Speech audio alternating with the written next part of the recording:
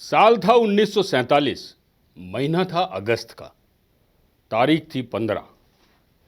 वही दिन जब देश आज़ाद हुआ था। लेकिन इस आज़ादी की कीमत बहुत महंगी पड़ी थी। आज़ादी से पहले भीषण त्रासदी की तस्वीरें पूरी दुनिया ने देखी थी।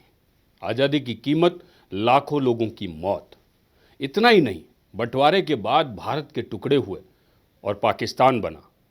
यहाँ से लोग वहाँ गए और वहाँ से यहाँ आए। लेकिन क्या उन लोगों को अपनाया गया? क्योंकि जहाँ वे गए थे वहाँ दूसरे मजहब के लोगों का बहुमत था। फिर शुरू हुआ उन पर अत्याचारों का सिलसिला। नमस्कार, अपडेट इंडिया पर मैं अतुल एहसास आपके साथ। भारत में उत्तर प्रदेश, बिहार या राजस्थान से यहाँ पहुँचे उन मुहाजिरों का दुख ये था कि उन्हें मुख्य धारा में सिंधी, पंजाबी और पश्तूनों ने कभी स्वीकार नहीं किया। वक्त बदला और पाकिस्तान में धार्मिक आधार पर भेदभाव के बीच हिंदुओं पर अत्याचार शुरू हुए। अत्याचार भी ऐसा जिसकी कल्पना भी ना की जा सके। जवान बेटियों को घर से उठा ले जाना, बंदूक की नोक पर धर्म परिवर्तन कराना, दुष्कर्म, हत्या, लूट और भी न जाने कितने तरह के अत्याचार। यही हाल मुसलमान छोड़कर दूसरे धर्मों को मानने वाले लोगों के साथ पाकिस्तान में खुलेआम हो रहा है। जब हालात वहां रहने लायक नहीं बचे तो ये हिंदू पलायन की स्थिति में आ गए। भारत का वीज़ा लिया और यहां आए और फिर कभी नहीं लौटे, ना ही लौटना चाहते हैं। अपना बसा बसाया घर, अपनी बसी बसाई दुनिया, सब कुछ छोड़कर भारत आए ये लोग कभी वापस नहीं जाना चाहते। ये सब लोग एक सपना लेकर भारत आए थे, शांति, सुरक्षा और सम्मान की तलाश में। भारत की धरती पर कदम रखा था, लेकिन अब हालात ऐसे बन गए हैं कि उन्हें अपने वतन लौटना पड़ रहा है। जम्मू कश्मीर के पहलगाम में हुए आतंकवादी हमले ने देश की सुरक्षा को लेकर एक बार फिर गहरी चिंता पैदा कर दी है। इस हमले के बाद भारत सरकार ने बड़ा और सख्त फैसला लेते हुए अवैध वीज़ा पर रह रहे विदेशी नागरिकों और खासकर पाकिस्तानी हिंदू शरणार्थियों को वापस उनके देश भेजने के निर्देश दिए हैं। ये फैसला देश की आंतरिक सुरक्षा को मजबूत करने के मकसद से लिया गया है। इनमें कुछ लोग ऐसे भी हैं जो बीते कई वर्षों से भारत में रह रहे थे।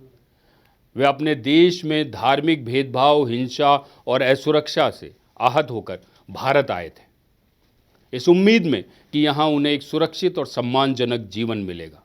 यहाँ आकर उन्होंने ज़िंदगी को फिर से पटरी पर लाने के लिए काम शुरू किया, कारोबार शुरू किया, अपने बच्चों को स्कूलों में दाखिला दिलाया। लेकिन अब समय का चक्र ऐसा घुमा कि उन्हें फिर से अपना सब कुछ छोड़कर वापस उस असुरक्षा, डर और अस्थिरता वाले माहौल में लौटना पड़ रहा है जहां से वे कभी भागकर भारत आए थे। मुहाजिर हैं मगर हम एक दुनिया छोड़ आए हैं, तुम्हारे पास जितना है हम उतना छोड़ आए हैं।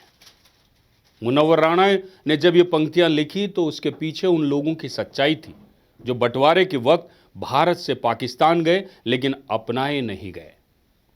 उन्हें मुहाजिर कहा गया, यानी वो जो मूल निवासी नहीं हैं। भारत में हुई अब तक की कार्रवाई में सैकड़ों लोगों को उनके वतन वापस भेजा जा चुका है और ये कार्रवाई अभी भी जारी है। वहीं दूसरी तरफ लोगों की आंखों में एक अजीब सी मायूसी है। कहीं न कहीं उन्हें एहसास हो रहा है कि उनकी उम्मीदों और उनके सपनों की धरती अब उनके लिए नहीं रही है। कई लोग भावुक होकर ये कहते नजर आए हैं कि भारत हमें अपने जैसा लगा, लेकिन अब हालात हमें वापस धकेल रहे हैं। इन बेबस और लाचार लोगों का कहना है कि हमें जेल में डाल दो। कुछ लोगों ने तो यहाँ तक कह दिया, गोली मार दो लेकिन वापस मत भेजो। समझ में आ रही होगी आपको इनकी पीड़ा जो मैं आपको बता रहा हूँ। हम वहाँ इंसान नहीं, सिर्फ शिकार हैं, ऐसा वो कहते हैं। अगर हमें वापस भेजा गया तो हम जिंदा नहीं लौटेंगे। वहाँ जाना मतलब खुद अपनी कब्र खोदना है। भारत हमारी आखिरी उम्मीद है। यहाँ से निकाले गए तो समझो जिंदगी ही छिन गई। हमने अपने बच्चों को ऐसी धरती पर जीने का सपना दिखाया है, अब उन्हें मौत की ओर धकेला जा रहा है। हम यहाँ शरण लेने आए थे, लेकिन अब हमें सज़ा मिल रही है उस जुर्म की जो हमने किया ही नहीं। ये दर्द बताता है कि पाकिस्तान में हिंदुओं की हालत कसाई के सामने खड़े उस बकरे जैसी है जिसे हर पल मौत अपनी तरफ आते हुए दिखाई देती है। लेकिन अब सरकार का एक पक्ष साफ है, राष्ट्रीय सुरक्षा सर्वोपरि है।